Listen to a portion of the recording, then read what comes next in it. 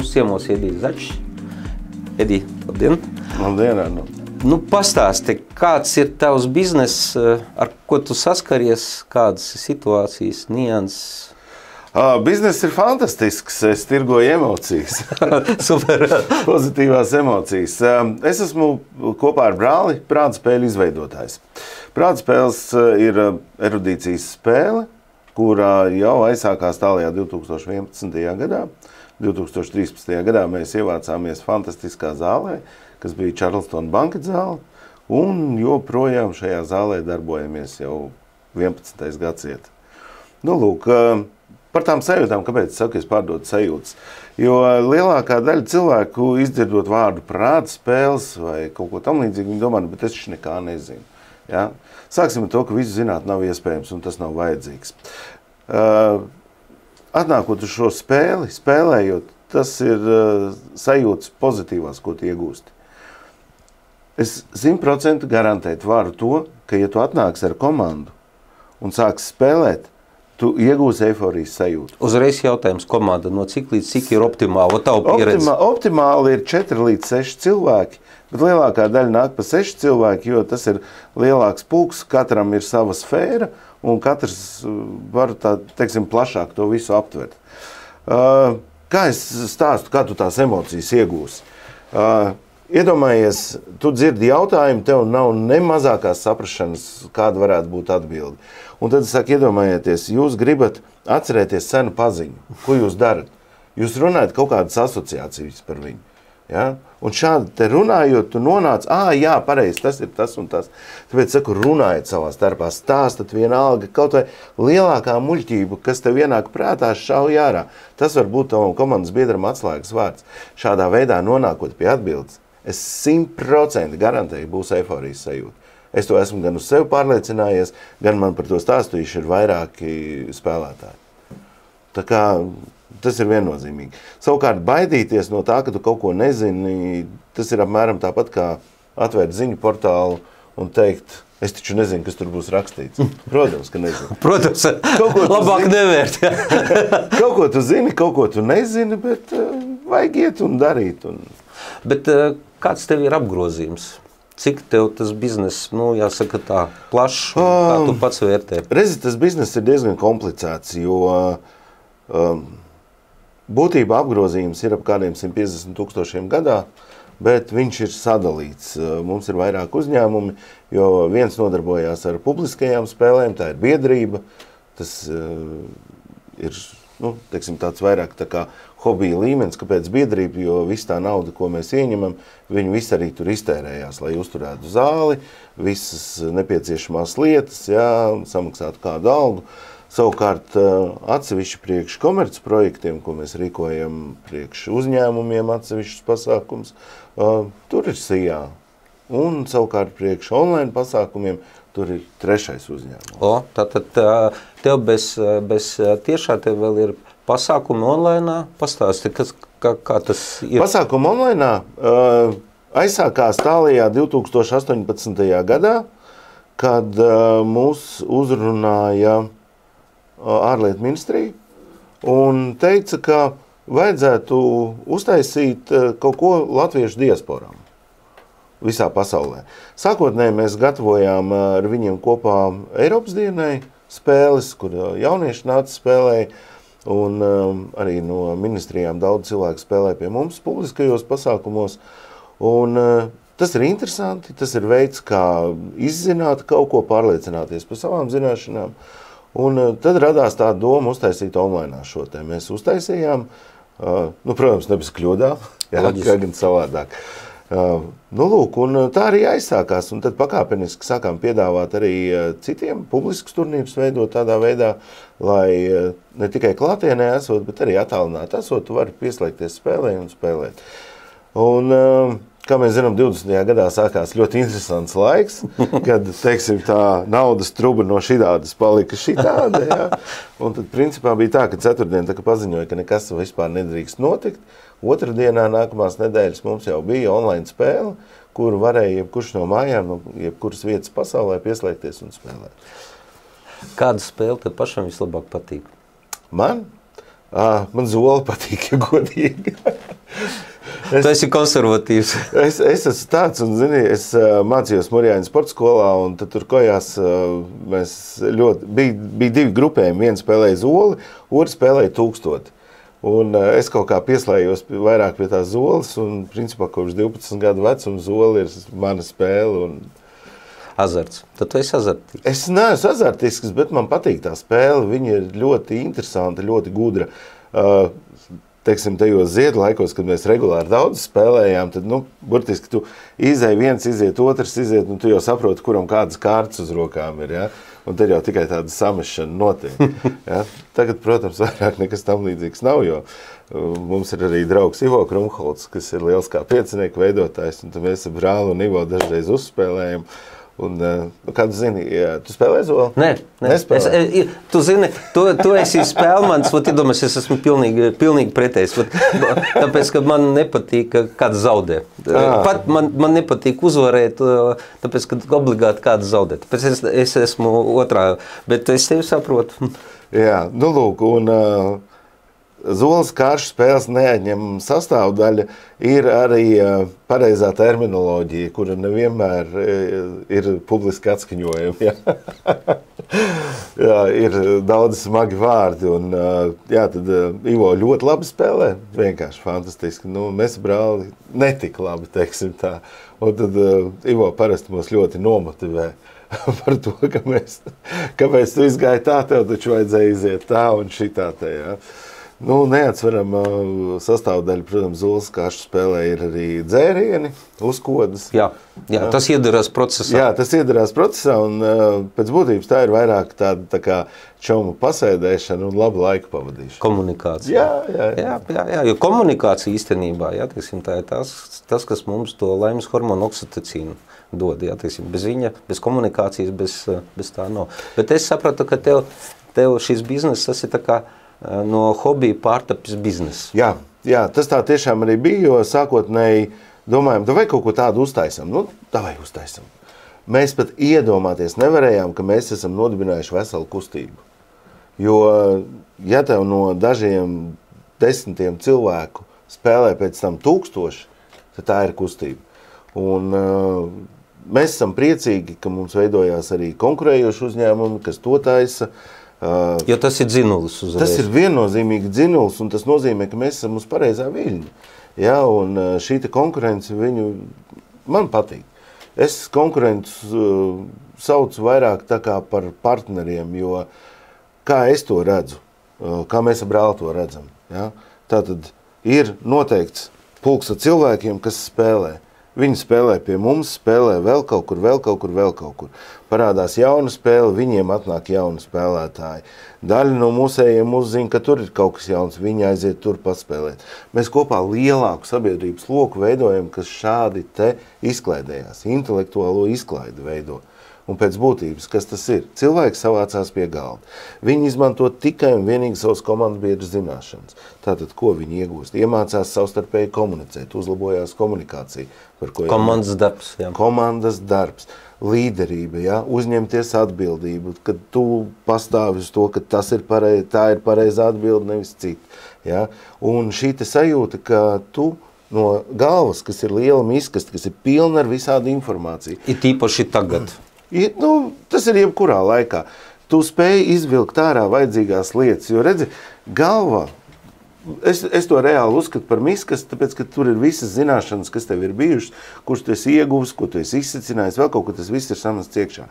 Ne katram ir savs labels klāt, ka tu vari uzreiz tā, es ieraugu tevi, zinu, Arnolds, visu forši, zinu, ko tu nodarbojies, zinu, un tā tālāk. Mēs spēlēs arī dažreiz ieliekam tādas lietas, ka tev pēc smaržas ir jānosaka, kas ir tā smarža.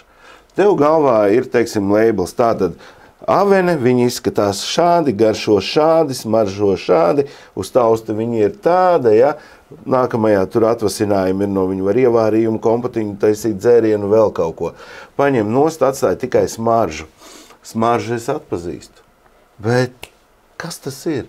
Kas tas ir? Noraksturot, jā. Jā, un bieži vien ir šī te, tā jukšana, ka it kā tas, tu to smaržu atpazīsti, bet tev nav tās pārējās sastāvdaļas klāt, lai tu šajā failiņā varētu pateikt, reku, tas ir tas.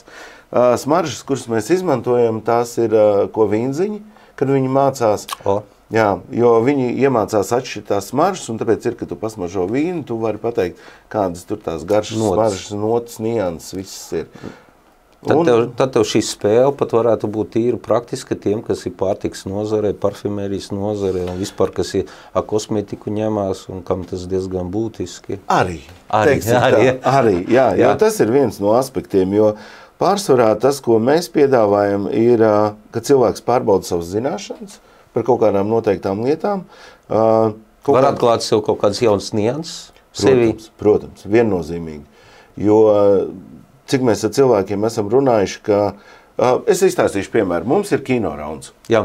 Kino rauns, kurā tu noskaties reklāmas rullīti filmas, un tad tev jāatbild uz 7 jautājumiem, gan par to, ko tu tur redzēji, gan saistībā ar aktieri vai varbūt režisoru, vēl kaut ko.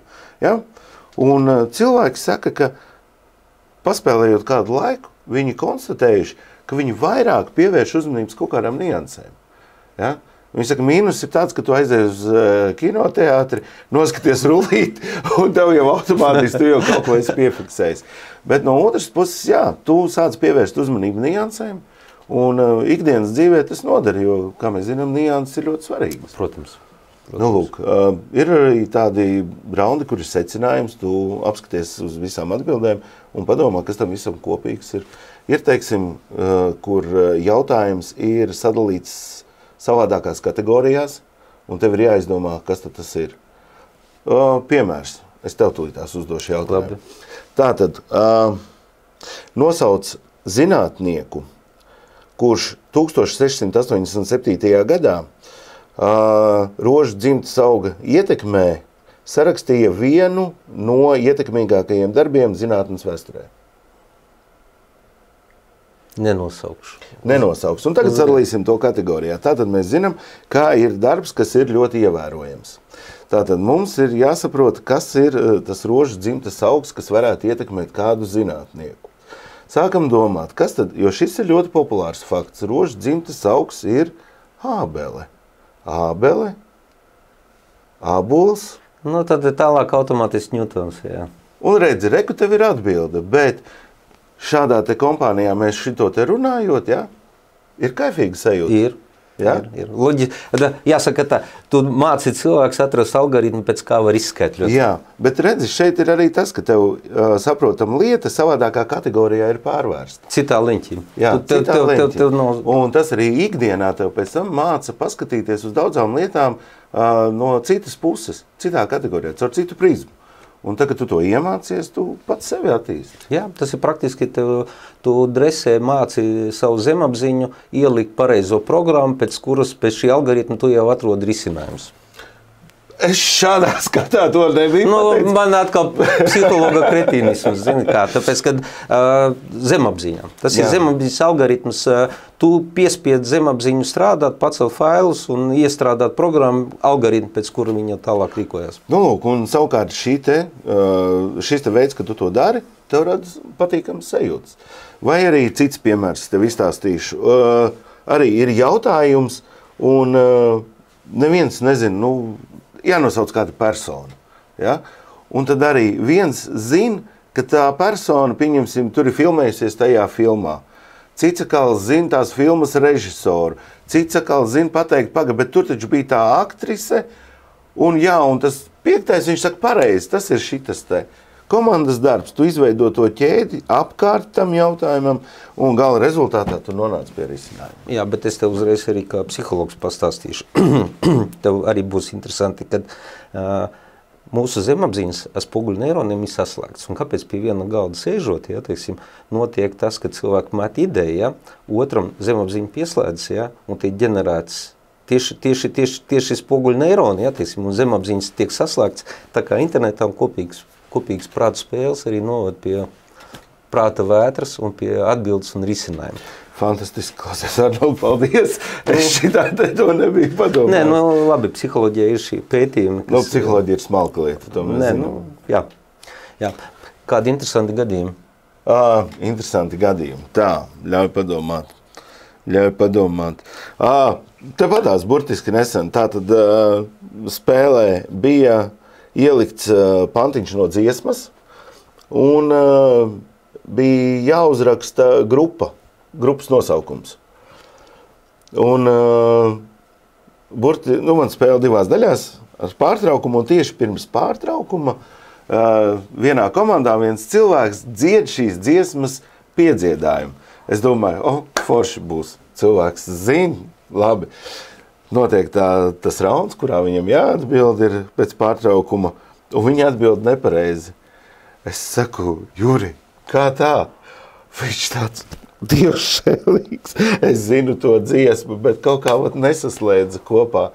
Un tas arī ir tas, ko es tev stāstu, ka tā, kad tu izrauj kaut ko no konteksta ārā, ja, tad bieži vien tev ir grūti salikt kopā, jo tu meklē pa lieliem plašumiem, kur tas iedarās. Tas pats sarežģīja, varbūt tās pat blakus. Jā, un ko mēs vēl dažreiz darām, mēs ieliekam 1. klases uzdevumus. Un tas ir pats interesantākais, jo mēs pieaugušie, mēs cenšamies, kā tu pareizi saki, visu sarežģīt. Mēs cenšamies sarežģītus risinājumus meklēt. Viss vienkāršākais piemērs ir, ka tu uzraksti kaut kādus skaitļus un pretī ciparus. Ja? Un beidzamais jautājums, kas tur ir?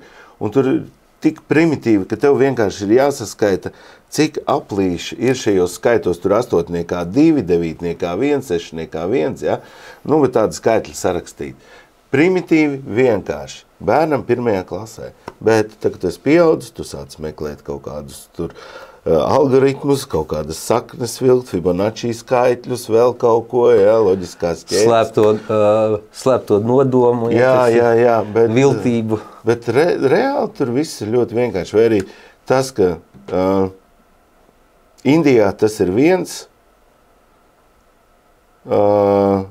Anglijā 1,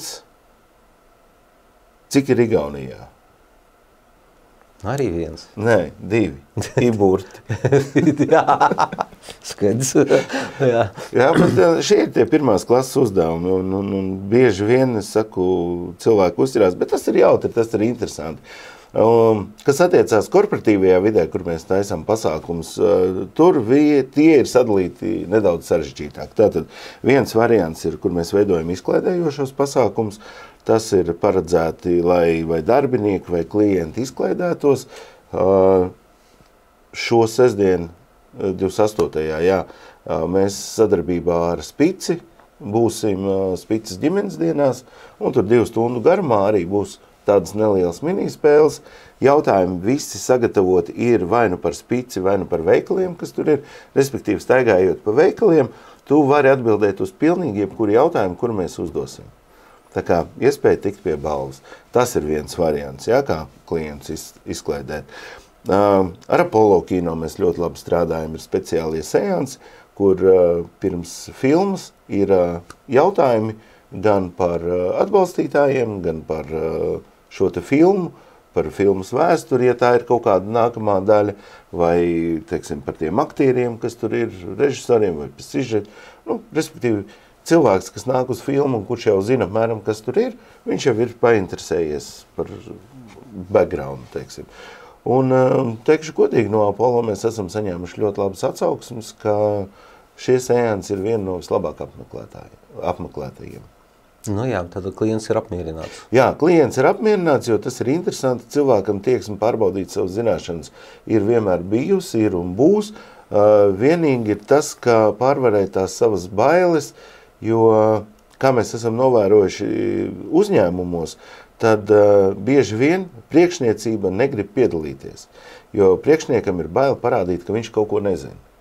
Neteiksim, ka bieži tas ir, bet tas ir pamanīts. Tu to esi pamanījis. Jā, es to esmu pamanījis, jo priekšnieks uzņēmumā ir autoritāte. Zaudēt autoritāti. Jā, un parādīt, ka viņš kaut ko nezina, būtu zaudēt viņa prāta autoritāti. Bet, kā jau saku, visu zināt nav iespējams, un tas arī nav vajadzīgs. Priekš tam tev ir arī komanda, lai tu mācētu pareizo jautājumu uzdot un deliģēt attiecīgai personai, kura ir kompetenta šajā sfērā.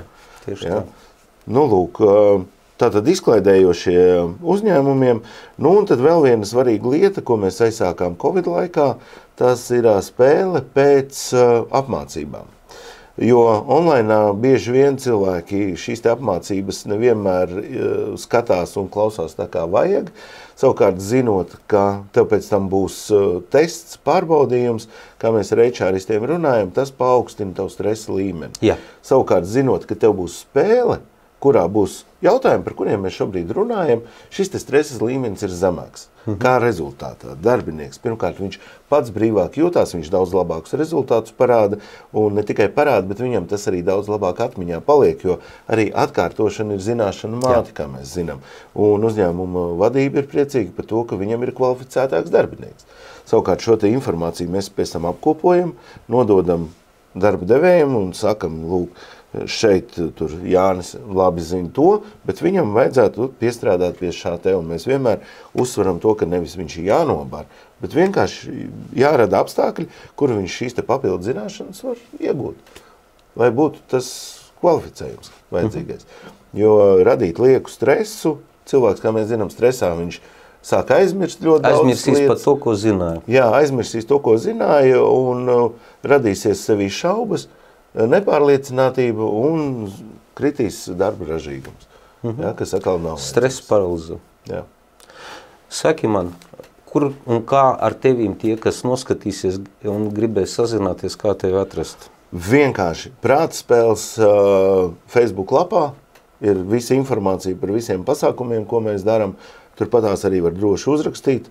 Var rakstīt man edīs@prataspēles.com. Jāatcerās, ka com jāliek beigās, nevis LV, tieši com. Un droši var man rakstīt, es cenšos 2 dienu laikā tiešām atbildēt un arī izstāstīt, kā mēs varam iesaistīties un kaut ko labi izdarīt. Vēl viena lieta, ko es gribēju izstāstīt, mēs izmantojam korporatīvajos pasākumos tādu sistēmu kā QuizExpress. Tā ir Nīderlandē radīta sistēma, viņi ir paredzēti tieši spēlēm, un mēs viņu esam izdarījuši interesantu tādā veidā, ka mēs viņu varam arī kā aptaujas platformu izmantot. Minēšu piemēru. Labi. Skaties, tu kā psihologs zinās, ja? Šodien diezgan vēss ārā, pareizi? Mēs esam atnākuši šodien uz studiju, lai uzfilmētu raidījumu. Pareizi? Tu taču gribēsi no manis nopirkt pasākumu, vai ne, pa 10 000, pareizi? Ja? 3 jā princips. Jā. Mēs šo te apgriežam nedaudz savādāk, nedaudz dziļāk skatāmies. Spēlējot spēli, cilvēks automātiski grib atbildēt pareizi, lai nopelnītu vairāk punktus, lai lielāka iespēja tikt pie balvas. Šajā te mēs ieliekam kādu aptaujas jautājumu iekšā, uz kuru viņš automātiski centīsies patiesāk atbildēt. Jā. Kā rezultātā aptauju, ko mēs veicam, mēs garantējam, ka viņa būs ticamāka nekā aptauja, kur tu pieeji pie cilvēku un vienkārši viņam jautā. Pēc noteikti skaita jautājumiem cilvēkam paliek garlaicīgi, un viņš jau vienalga, ko tev sāk stāstīt. Savukārt šeit šie te aptaujas jautājumi ir sagatavoti iekšā spēlē, un cilvēks automātiski atbildēs uz viņiem maksimāli. Un tu novērs viņa uzmanību, un viņš bliež automātiskāk, nedomājot. Jā. Tikko viņš sāk domāt, tā viņš uzreiz sāk korelēt. Jā, šī te būs diezgan autentiska. Un ir ļoti mazs laiks, lai mēs varētu tev apstrādāt šos datus, burtiski dažas stundas, un mēs tev iedodam šos datus.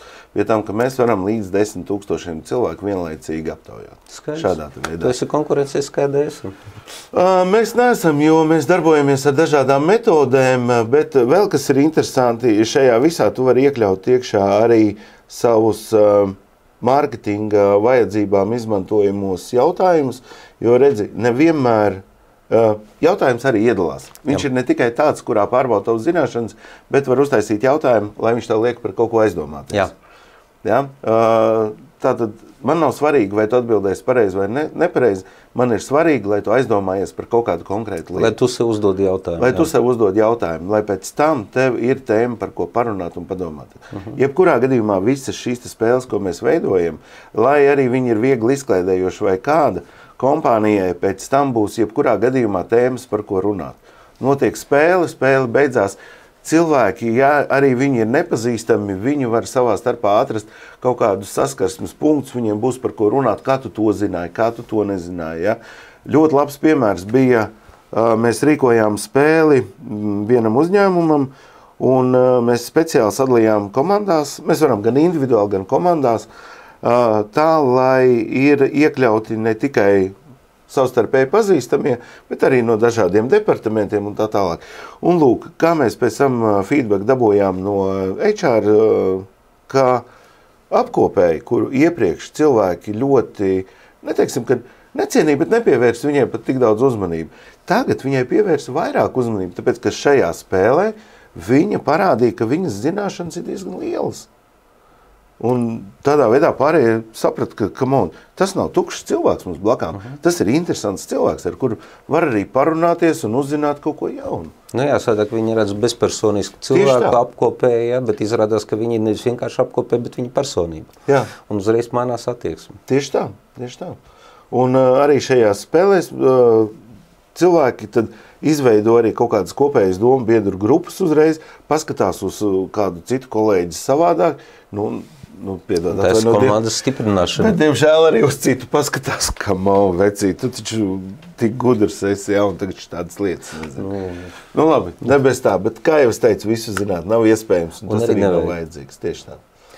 Labi, klausies, ļoti labi, man patikās, ļoti interesanti, es ceru, ka mūsu skatītājiem noderēs. Paldies tev. Un tagad labi. Es gaidu tev pie sevis ciemos. Labi, jā, labi, paldies. Paldies, atā.